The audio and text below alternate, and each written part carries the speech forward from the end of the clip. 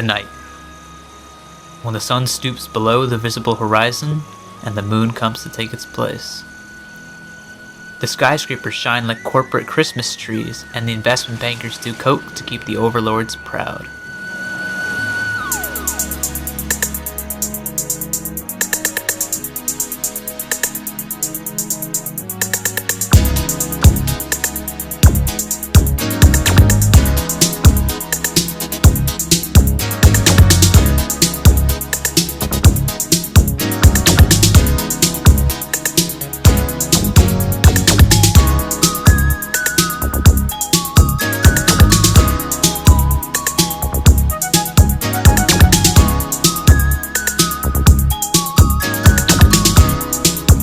The thought of the night most definitely reminds me of a certain piece of art. I'm sure you know this one too.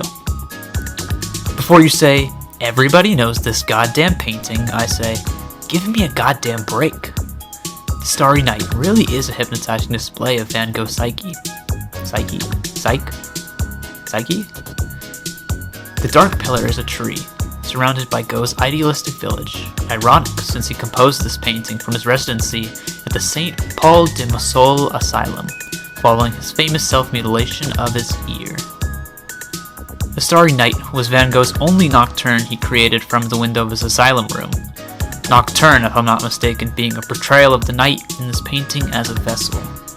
Speaking of the night as a vessel, who else to mention but the Dark Knight himself?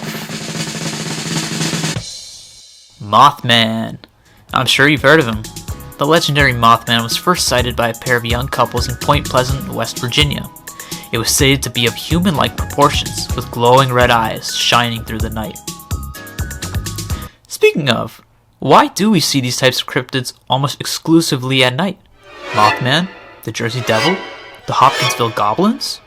Speaking of, there's a unique force that's hypothesized by conspiracy theorists to be the cause of these incidents. You wanna guess? It's owls. Specifically, that owls are alien creatures sent by aliens down to Earth for God knows what reason. Who knows? There are many other enjoyments to be fulfilled during the night.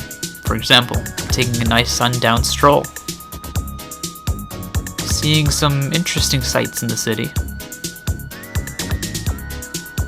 enjoying a warm cup of coffee,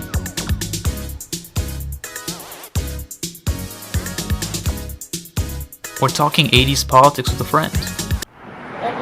And then he was asking me about Ronald Reagan, and he kept on telling me that Ronald Reagan was the best president ever, but I told him, I was like, do you know he introduced crack?